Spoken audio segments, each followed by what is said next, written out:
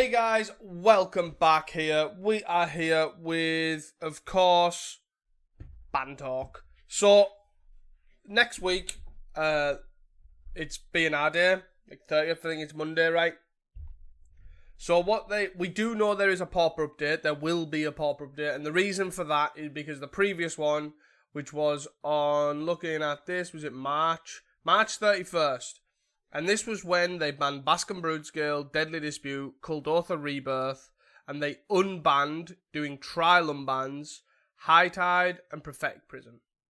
So, I am going to talk to you today about what I think potentially will happen, and what I think could or should happen, etc.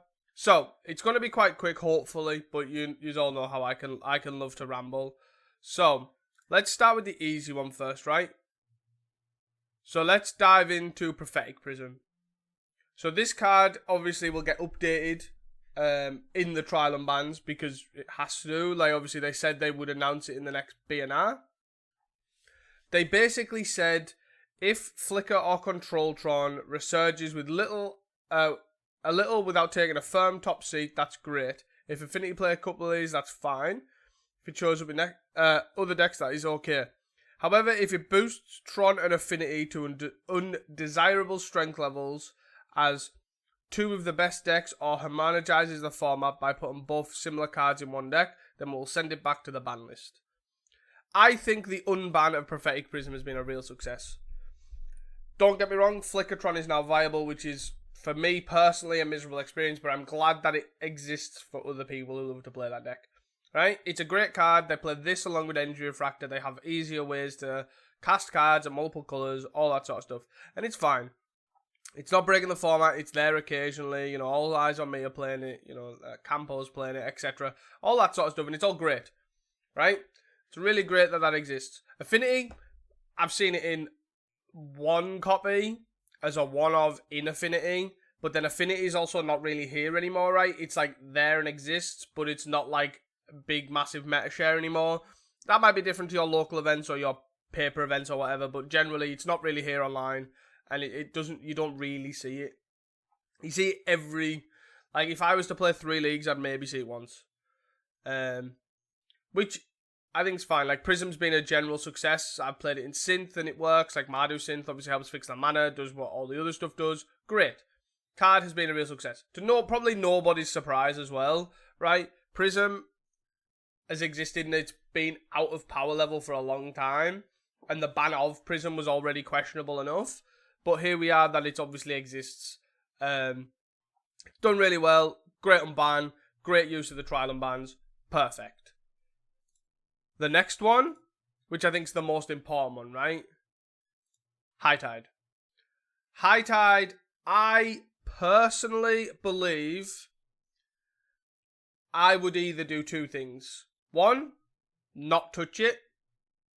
I just wouldn't touch it at all. Like, I think it's been fine. It exists, not massively, not done incredibly well, like challenges, leagues, etc., finishes, all that sort of stuff. It's done okay.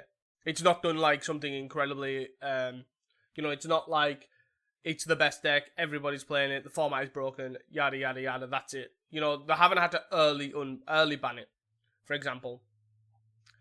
So, my most common thing would be take it out of trial, it's been charged not guilty, done. That's it, it's now part of the format. Because that's, I think, what's the most, personally, what I think the most beneficial is. However, I do have a caveat, and that caveat is, I do personally believe this deck is really strong, and I'm not saying that it hasn't got interaction points, you know, Duress, Pyroblast, all that sort of stuff. I do, however, think it is probably one of the best decks at the moment.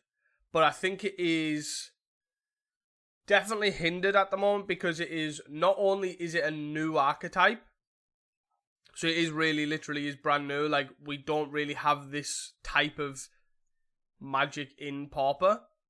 Not many people even High Tide players in other formats aren't used to playing High Tide like this because of obviously the Arcane package and all that sort of stuff. It's not a massive thing. Like, most cards, like, obviously in Legacy, are like Turnabout, and there's mass untaps, and you just basically generate a bunch of mana, untap all your lands, generate a bunch of mana. Like, there's not this, like, turning wheels sort of action.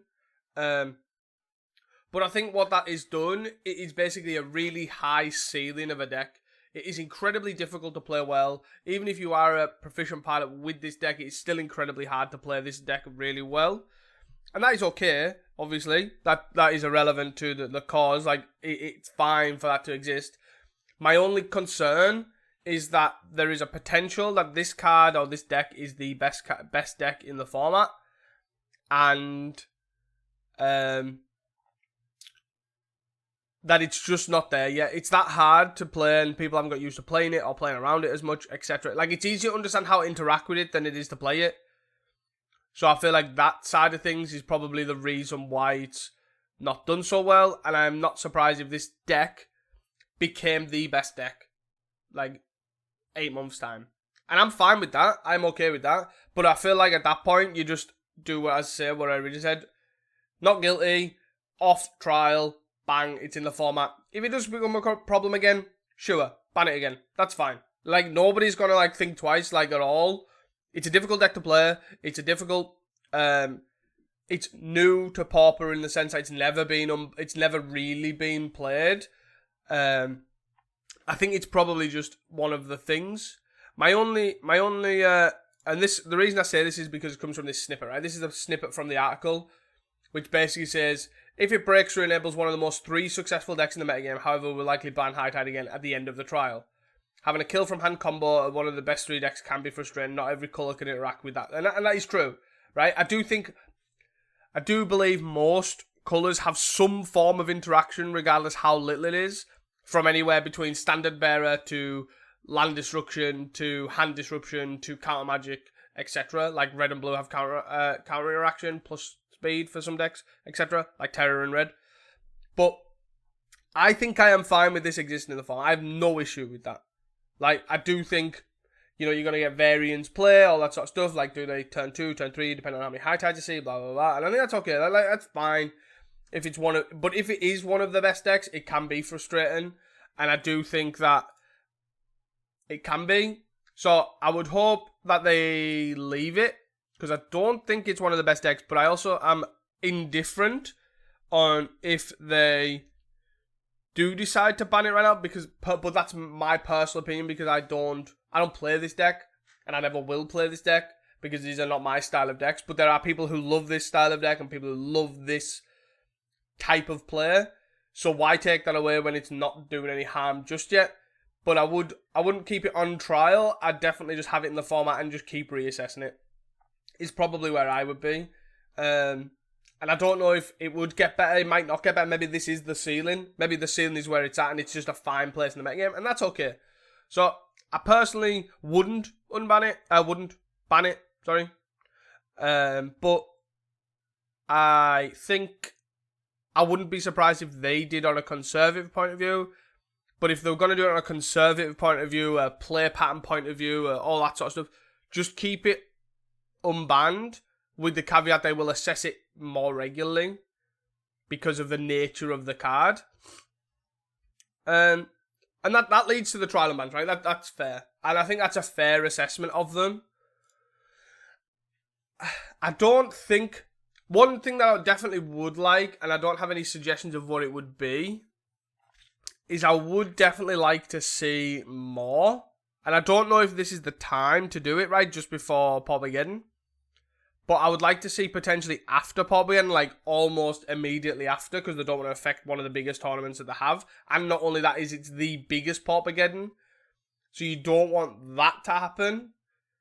Because it's like literally a week before, right? I would like them to say, like, even if because the trial and bans, by the way, was a great success. Fantastic. Best idea I've ever seen in any panel, ever. Any sort of card management. What a great idea. Keep it up. And I really would like to stretch, like, please do these trial and bans more.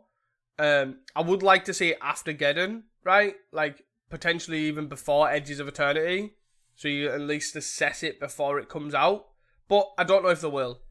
And I think that's a great idea to trial another unban. Maybe just one. Seems like a perfect window, but I guess obviously 2 was fine because Prism was not really going to impact the format, and they kind of probably knew that. But yeah, I think another trial and ban would be great after Geddon. So do an update, say they're going to trial and ban, even if they announce what the trial and ban is, that'll be great. Say, we are going to unban this, and it is legal from the 8th of July. There you go, event's over. Done. I think that'd be great. I think that'd be absolutely fantastic. But they always do keep these communications to the excessive, so that is great. So keep that up. If they don't, I would like to know what their thoughts are on what they would like to trial and ban as well. Like, just some more insight would be absolutely fantastic. But yeah, great job. Trial and ban's absolutely perfect. Do I think anything else is going to get banned? The answer to that is probably no. With, again, the premise that Pauper Ban is around the corner. Like, it's literally a week away. Imagine all this testing, and then all of a sudden, bang, there you go, something's banned. So I don't think the format's going to change, right? And I think that's okay. I think that's perfectly fine. But, however, I would like to put cards on the watch list. And those two are probably not too far out of realms. I think the first one's Refurb, which actually isn't really the biggest contender. And I guess I'll talk about them as a whole. And then the next one is Writhing Chrysalis. So if I just sort of talk about them as a whole, right? Refurb, Writhing Chrysalis. So if I talk about these as a whole, I think my biggest problem with these cards, and it's not really anything in particular, right? Like, they're not, like, oppressive or whatever. I do think the one thing for me is the gameplay state they uphold. So, for example, if Writhing Chrysalis was literally Tarmogoyf, I think Tarmogoyf would be better suited in Pauper than Writhing Chrysalis. And the main reason is they are a generic, static creature, right? And I'm not saying, like, Bolt doesn't get out of range or whatever, like it does with Writhing Chrysalis. And that's not what I'm saying. My main point is with these two cards, which I really, really dislike, is the variant gameplay they both create based on seeing those cards. So, for example, you could have a really bad matchup against High Tide, against something, literally anything, literally name a card, like, could be red, could be, I don't know, Mono Blue Terror. It literally doesn't matter to me. But the point is that game can be swayed and decided by how many cards of these you see. And you don't want to see any other card. That's the problem. It's not like Crackland Shaman that combos with Toxin Analysis. You need to see 2 actual cards at the same time. And if you see 2 Crackland Shamans or 2 Toxins, they don't work. If you have Writhing Chrysalis and you see 2 to 3 Writhing Chrysalis, you have won a game you probably wouldn't likely win because the third Writhing Chrysalis buffs the first Writhing Chrysalis and the second Writhing Chrysalis. You haven't got 3 4/5s with Reach and Devoid. That's not what you've got. You've got potentially a 4/5, a 6/7, and a 7/8, or they're all 7/8s. That is a varying gameplay in which that game may have been, or most likely would have been, different if you've seen 1. On the other side, Refurb, if you see 1 Refurb, the game is much different if you see 3 to 4. And I'm not saying these aren't likely, obviously these are slim, but they do happen, and the varying gameplay they create because of that is miserable for a lot of play experiences. And that's not just Jund Wildfire, which plays both of these. That is other decks like Affinity, you know, these black-green decks that are like literally glued together by how many refurbs they can see and how many refurbs they can blood farm back, etc. All that sort of stuff. And I think that's my problem with these cards. I understand the premise that the PFP have said before, where Writhing Chrysalis is good for the format because it's a fair, dumb creature. That is fine. I understand they're a fair, dumb creature, i.e. Tarmogoyf was my example. Tarmogoyf would be much better in this format than Writhing Chrysalis, in my opinion, because it is a big, dumb creature that does nothing. It doesn't have reach, it doesn't have devoid, all that sort of stuff. It still gets hit by other stuff. The fact that this basically negates all of that, but then also has this varying gameplay that increases with others, those would definitely, why I would never, ever, ever complain about these two leaving the format. And that is not me saying I want these banned, by the way. That is, like, I personally do not like the variant gameplay these two create in the Pauper metagame. I'm indifferent if they actually leave the format or not, because I'll still play Pauper regardless. I'll still have fun. I'll still verse Jund Wildfire, seeing 3 refurbs and 3 Riving Chrysalis, and still, I don't know, fire blast the face off or whatever. I don't know. But my point is these can create this miserable gameplay because they got high variance. And I'm not saying that doesn't happen with other cards. Of course it happens with other cards. Oh, look, they've seen 3 Galv Blasts in the top 12, blah, blah, blah. All that sort of stuff. Like, that does happen. But these two in particular are much higher and much more noticeable because they are creatures, that it also negates the purpose of playing other creatures too. If that makes sense. It's like, why play this because you can play Writhing Chrysalis? You can even, why play mono green because you can splash red for Writhing Chrysalis, see 3 of them in your win games you don't deserve to win, etc. And that's sort of like my idea. Again, if they don't get banned, if they don't get watchlist, because I know the PFP have said Writhing Chrysalis is fine and perfect for the format, sure. Is where it is. These are my thoughts. I personally don't like this gameplay style in the game. And I will still continue to register these and still continue to win games that I don't deserve winning because I've played against them. And my opponent will still get the same on the other side. That's just part of Magic. But these two are more noticeable than any other card I've seen in Pauper in a long time.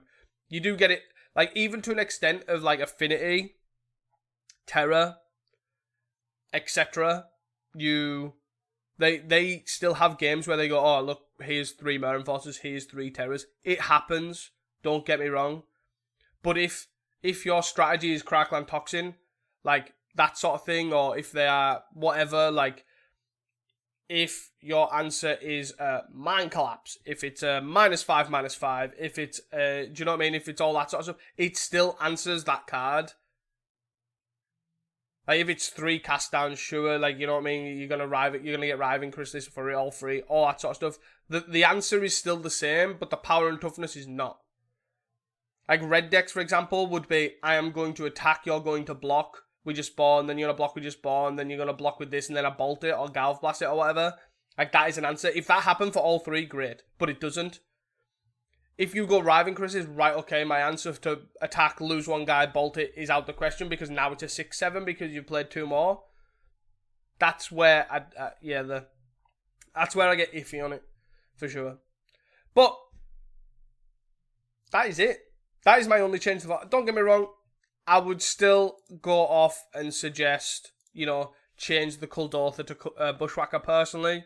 Red Synth or whatever has sort of fell off. But then again, like, Rally Red exists now. It's like, does that then leave because Kuldotha's back? Probably. So yeah, there is pros and cons, and I don't think that's all I would really change. Like I said, change. That is where I think the metagame will go. No changes. Potentially, here's a trial and ban, put this on the watch list. I don't even know what they would trial and ban. Like, I didn't even expect High Tide to go on that list, so I can't suggest what else it'd be. And then the other two, again, I don't think they'll be banned, and I do not want them banned on Monday. It is too close to Paupergeddon. Like, it is way too close to change anything drastic in the format, for sure. I don't think you can do that. But I would like them to say, this is the trial and ban legal on this. I would like something unbanned. I do not know what. But I always like the idea of trialing things for a period of time. And that'd be great if they could do it for legal after Paupergeddon.